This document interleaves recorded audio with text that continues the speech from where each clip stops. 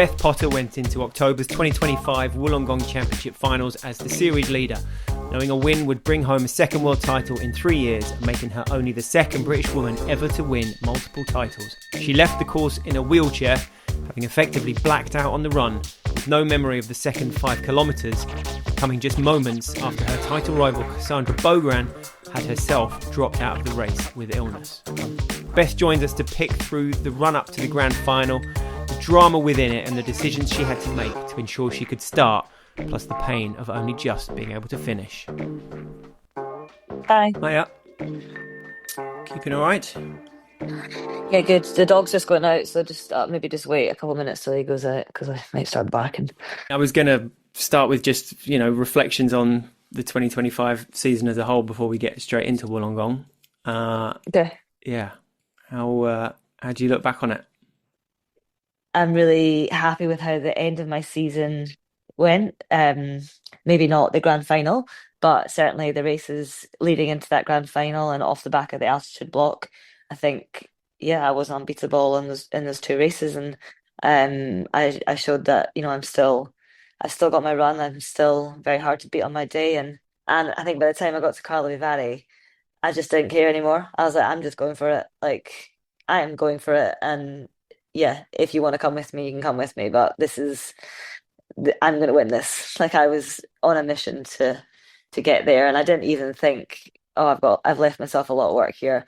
I just knew that I was taking 10 seconds out of Kate, and I was just going to keep going.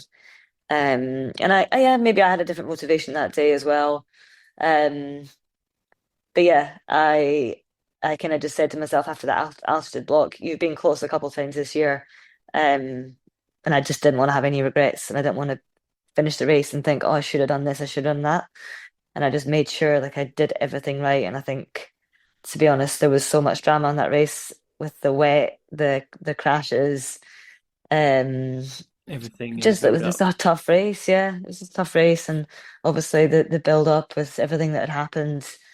Um, with one of our friends in Leeds. So I think I just wanted to have no regrets. And I feel like I finished that race and I had no regrets, and I came away on the top step as well. So yeah, that was a really emotional race for me, to be honest. So yeah, I'm just glad I could do it. And I feel like that kick-started how I knew training had been going. I just so wish I could have held on to that form for 3 more weeks, but it wasn't to be. And from what had been a pretty stretched out season, obviously started super early, middle of February, finals were middle of October, but suddenly doing Carlo Vivari Way High Championship finals felt very compressed. Like there was 3 huge races in a pretty short period of time, wasn't it? And Yeah. the momentum was all with you. So into Way High, which again, people were saying it wasn't the same course as last year's, and it certainly wasn't. But you taking the tape there looked like just sheer enjoyment. Yeah, I mean, almost going there, having just won, so like sort of having just won a big race and not having that long to turn it around. I think I had less than it was about 12 days, wasn't it? Including like a long hill travel as well, and then trying to recover off the back of an Olympic distance on a hard course. And yeah, there wasn't so long to kind of turn around with the jet lag and everything. But and almost going into that race, there was more pressure on me, to be honest, because I'd just won one, and maybe it was a weaker field, yeah, because some people had missed it out. But going in there was probably more pressure for me to win. But I felt like I dealt with that really well, and I was confident. I lined up on the left hand side with my teammate Shan, and she led me out on to the buoy, and I felt really in control for that whole race. I spent most of the race on the front. I wanted to make it hard, and I think my power was higher on that course than it was in Carlo Valley, just because I spent the whole thing on the front, and I really felt like I dominated that race. Like I did a lot of the work, and I just wanted a good hard hit out. Not saying that it was like a training session, but like I wanted to race hard and get a good training effect off of it going into the final. And I'd actually landed in Shanghai on the Monday, and I got off the flight and I could barely walk, and I didn't know what was going on. I was quite concerned because I had this really sore pain in my heel, and I felt like I'd done everything right. This was on the way to Way High. Yeah, this is on the way to Way High, yeah. So I had no symptoms off the back of Carly Vivari, landed in Shanghai, and I had this really sharp pain in my heel. And, I'd done everything right for me. Like, I'm not usually good on travel days. Like, I'd rested in the morning. I had made sure I had enough fluids in the flight. I had my flight socks on. Everything was, like I did everything. I did everything right, I felt. I was up stretching on the flight. I flew business. So, like, everything, yeah, I just felt like I was taking it seriously. Like, I had this race on Friday and I wanted to be in the best shape possible. And I had no idea where this foot pain had come from. And like quickly walking around Shanghai, I realized it wasn't good. I could barely walk. I was in trainers. I couldn't really put any weight through my heel. It did ease in the week going into the race, but during the race, I think it was about 4.5K to go. I felt a really like really sharp pain and something like acutely happening in the race. And I had to, I think I had close to a minute lead. I had to really like basically just jog it in because, I was speaking to the team staff on the side of the road and I was like, my foot really, really hurts. Like I don't even know if I can finish this. Um, so yeah, getting to the finish line, to be honest, in that race and still having a 20-second margin of a win was kind Miracle. of a miracle in my head, to be honest, because Yeah. I really couldn't wait there. And then everyone's asking me after the race, "Oh, what's wrong? You like you're limping?" I was like, "Oh, it's just a blister, just a blister." Um, because I really didn't know what it was. I felt something go, but I couldn't have told you what it was. So yeah, it was a really bumpy sort of ride after that, going into the grand final, and yeah, I felt like I kept it as on the down low as possible, but um, yeah, Because the it was a team must very then just be like vroom, swarming around you. Okay, what do we need to do? well, no, because I didn't tell Oh, anyone, you so totally I kept it. told Oh, no, I kept it totally. The other people that knew were obviously, I was staying in accommodation with Shan Rainsley and Tom Bishop and Kate Woff. So they were the only ones in Australia that really knew. My coach back home knew, but I didn't even tell the British team staff. I kept it really under wraps until like race week, and then I told the head coach. But yeah, it was yeah, no one knew. because you didn't want to. You I didn't want anyone to have the slightest, because I was going into that grand final as, with like there was a strong chance that one of Cass or I were going to win. And I didn't want to give any sort of like I didn't want to show any sort of weakness. Like I was almost like I was tricking myself that it was okay. right.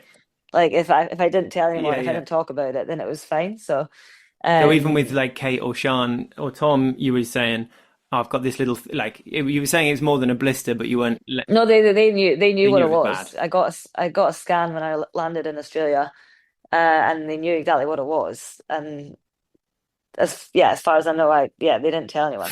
Like no one found out. No one else knew. Wow. So they Because the they did. scan revealed that this was something that nobody would be able to help with. Was that kind of the? Was that your No, I was going to have to completely offload. right? Like they were hoping it was going to be one or the other of a bone stress or a tear in my plantar. Turns out it was both. Oh, So there was I had to take time off. There was nothing I could yeah. do. Like it was too painful to I could barely walk, to be honest with you.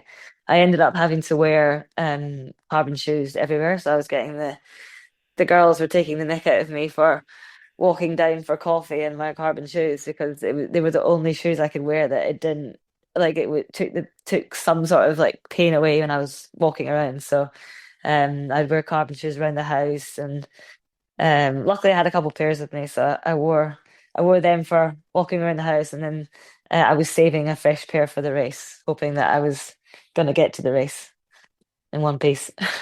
So where was your head at during this point? You were dialing back training to an absolute minimum then.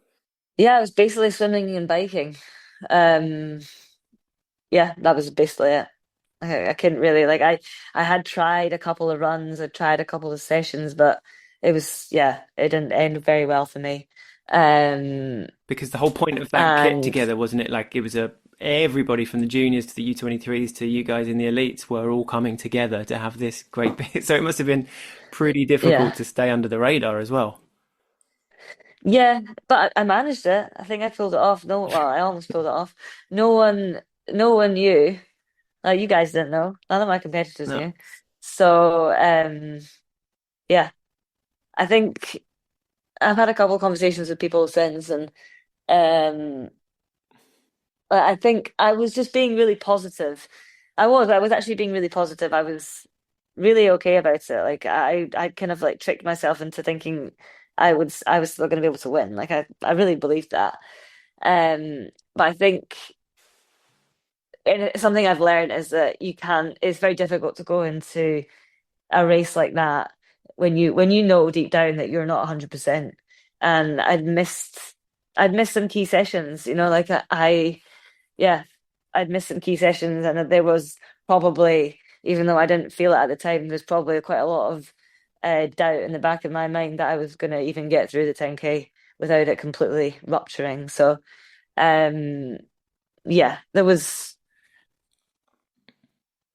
no option in my mind. I was doing it. Mm. I was always going to race, so I just had to figure out how to get to the race Because in as best shape as possible. so the worst case scenario would have been telling someone and them telling you that it was really bad. You can't do this. Like that was Yeah, and that's why I was nervous about telling too many people. Like my coach was on board. He was like, "You're going for a world title. You're racing." I was like, "Yeah, fine, fair." Like this is the kind of positive reinforcement that I need. Like we're doing yeah, this. Like I can get through it. And we just didn't really talk about it. You know, well, we did, but we it wasn't like we didn't talk about it as an issue. yeah. We talked about it as we're going to deal with it. Whereas I was nervous about telling like medical staff because I didn't want somebody to say, I don't think you should race. That wasn't an option for me. Like I was racing, I'm going for my second world title. I will race and I will absolutely give it everything I've got. And yeah, I feel like I did. I gave it everything I had in the day, and it wasn't to be, but I felt like I gave a good fight. So Yeah. So no regrets. That's the key. That's the key part as well, I guess. yeah. And I think, you know, it was actually the worst I've ever felt on the bike in a race. Um, and I couldn't pull through. And I think it was not because I'd missed training, because I hadn't missed training on the bike, but I think the mental toll had just, you know, of hiding it and Mm.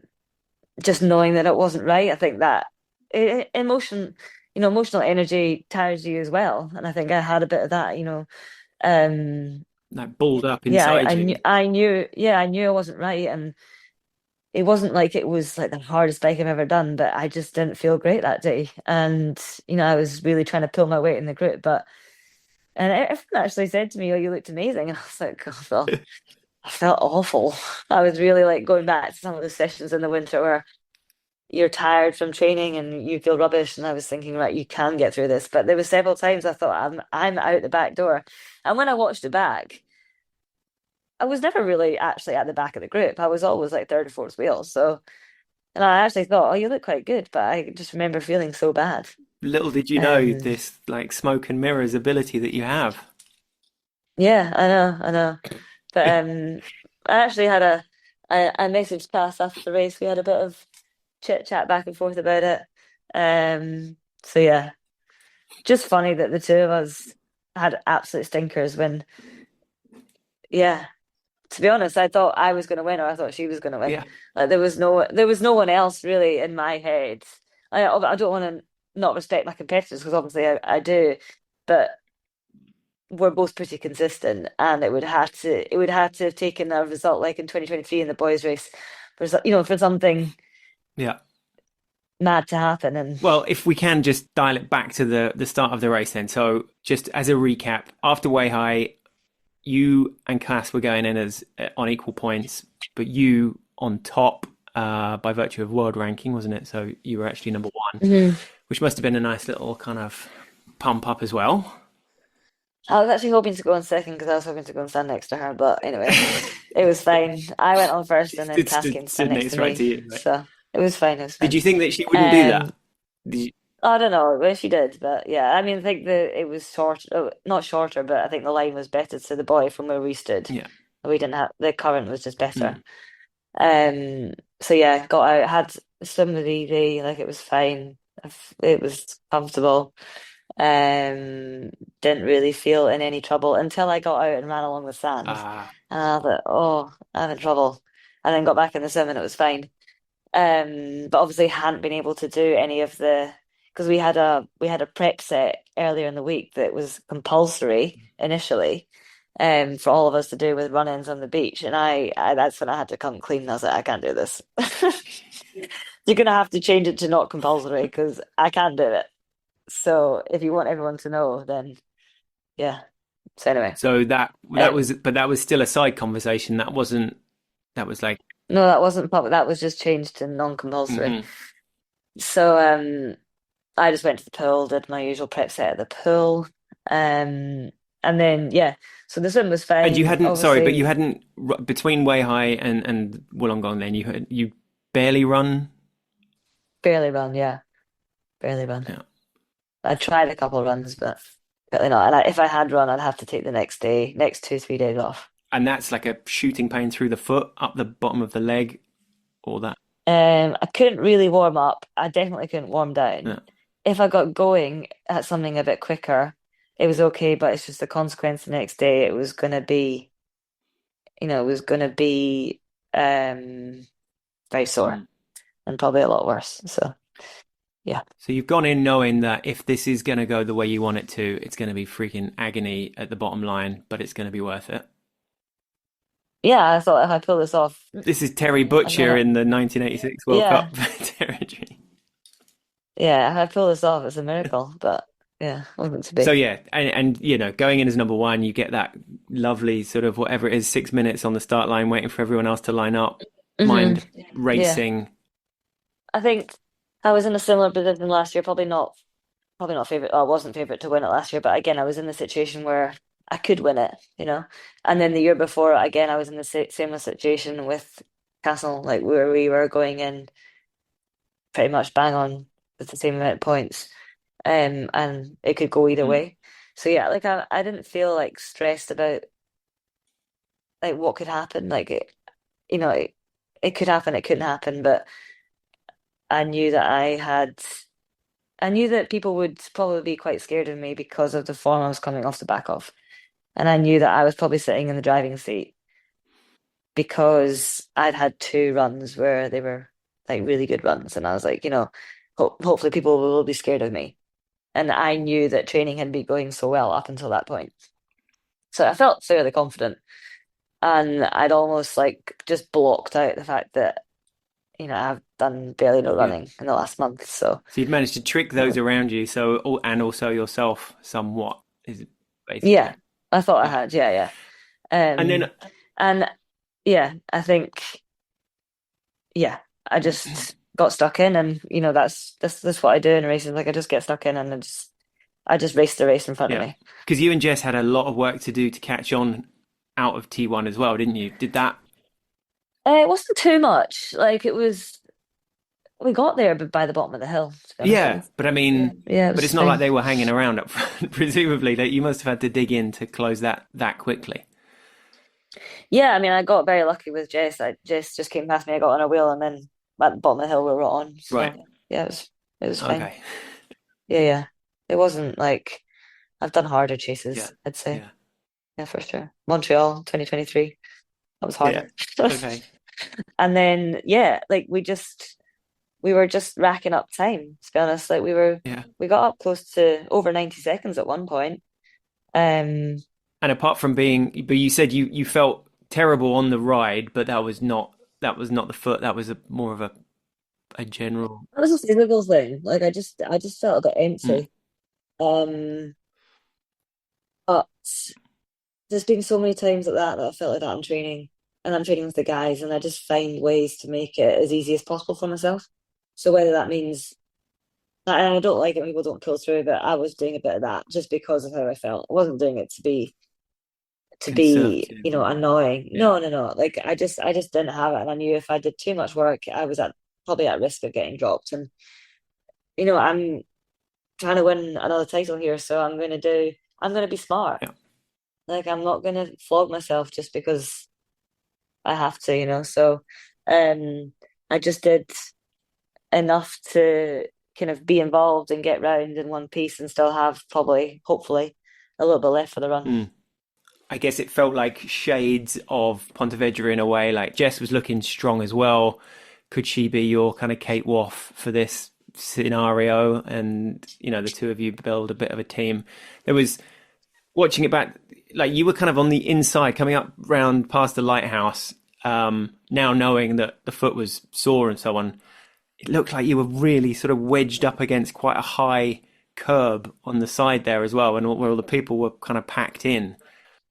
I just was, I just remember trying to um, shelter from the wind as much as Right. possible, but also I was wanting to try and keep the pace on because I wanted to make it hard for people because I knew that I would be good at that.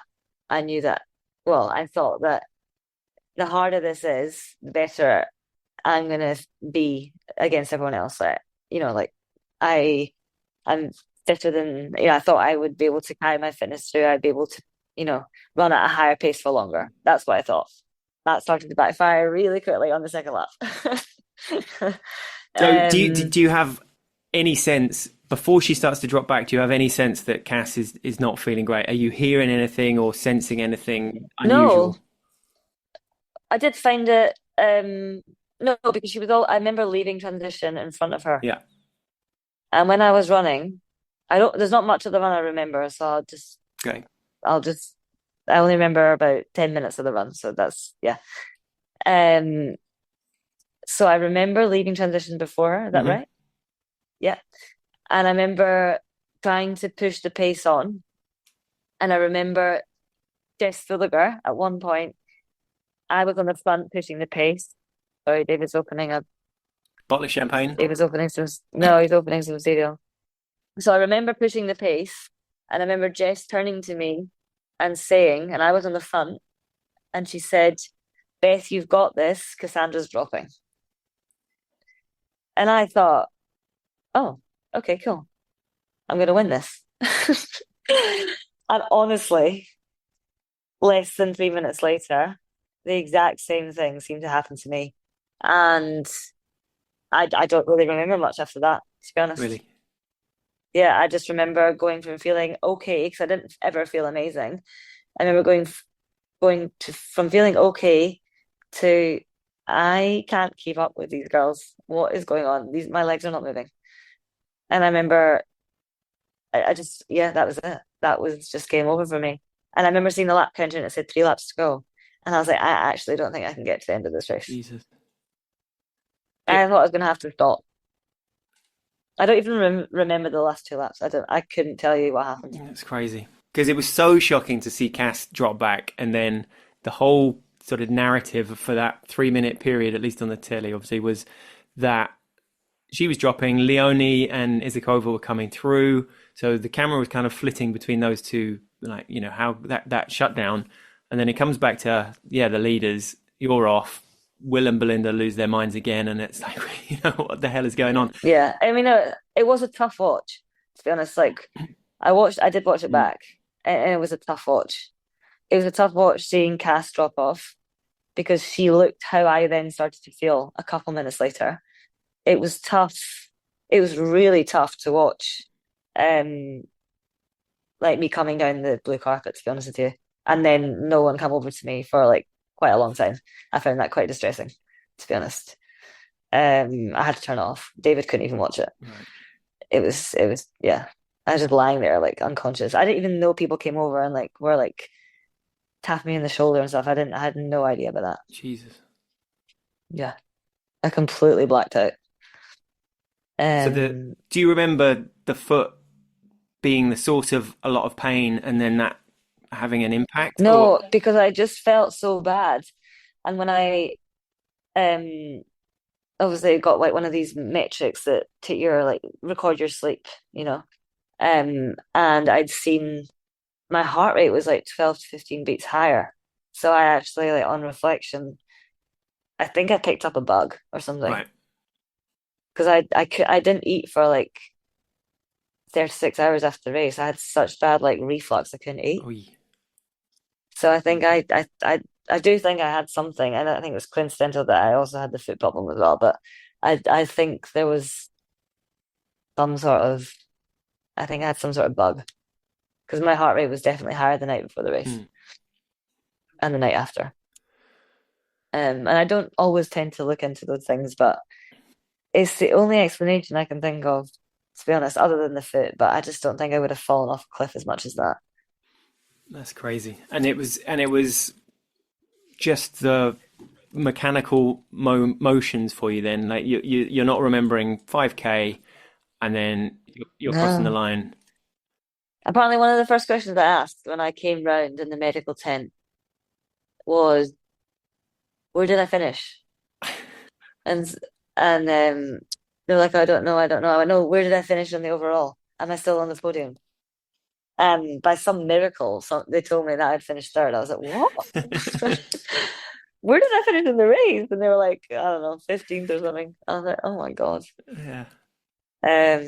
So yeah. And so can you give us a little précis of yours and Cassandra's chat then afterwards? You said you had like a little exchange Well, of I just checked messages, in with but her.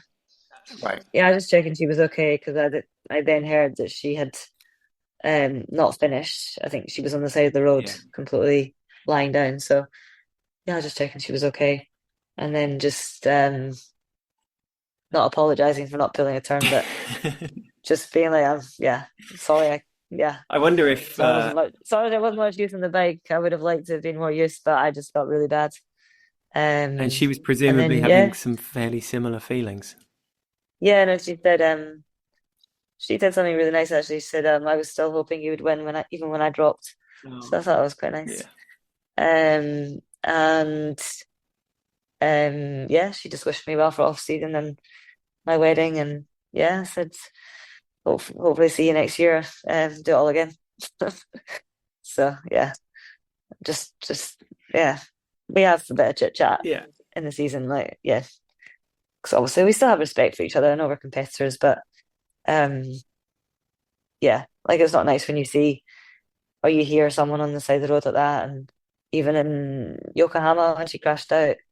Yeah, I think I sent her a message then to check she was okay as well. So yeah, it's still like Well, we're obviously rivals on the race you've course, been but we're still human duking at it the end of out the for day. 3 years together. You two have been the big pull and the Yeah, big yeah, stories, and that's yeah, yeah. it's gonna go deeper than just So what yeah, happens on the blue carpet, isn't it? yeah, yeah. So yeah, yeah. Luckily she's okay, and um, yeah, she seemed to have recovered well off the back of it. So yeah, and maybe it's just one of those things. Maybe we were just super unlucky to both have something, and it'll certainly be one to remember, though. It won't be forgotten anytime Most of it soon. to remember, just not half the run. Yeah, yeah. Wow. So it's been project recovery and obviously project wedding organization.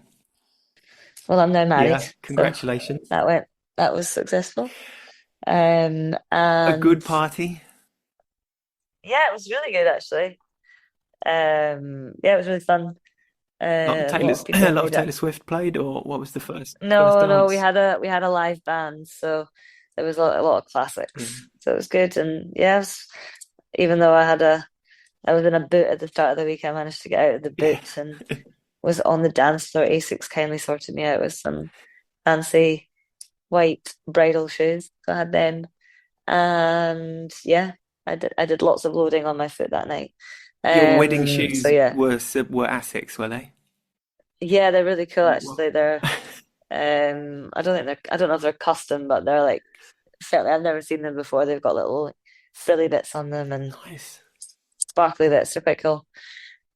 So yeah, I got to wear them, and unfortunately still not running, but I think I'm getting close. So fingers crossed. Maybe a Christmas Day hit out. Yeah, that would be a good Christmas present, to be honest. So Yeah. and a lot calmer and easier to get on with when I'm running. So this Is has it? been the longest. This has been the longest stint I've had since I moved to do triathlon without running. Wow. I was quite used to these 2 3 month stints of not running when I was a runner, but I think it's been since 2015. I've not missed more than like 4 weeks. So What a way to start married life for David as well. He's like, hang on. I know, I know. So yeah, I'm hoping to be back by the new year, but we'll see. Good stuff. Yeah, Really appreciate the trip back to Wollongong because it was a story that had to be told. yeah, yeah, And then all being well, it's all eyes on Abu Dhabi, right? The kind of slightly later start makes it a bit more of an yeah, yeah, attractive opener for you this time around. yeah, yeah. I think I wasn't keen to race this year so early. Just I feel like I just needed a bit more time after 2024. So yeah, it's definitely, I guess, all dependent on how my return to run goes. But yeah, I hope to be there on the start line. At least my swimming bike will be in good shape. Um, Imagine but yeah, I've got the yeah, coming back together if it's like, yeah, if it's a full strength squad. There'll be you, Alex, Kate Waff, fresh from a big payday in Qatar. There'll be so much to talk about.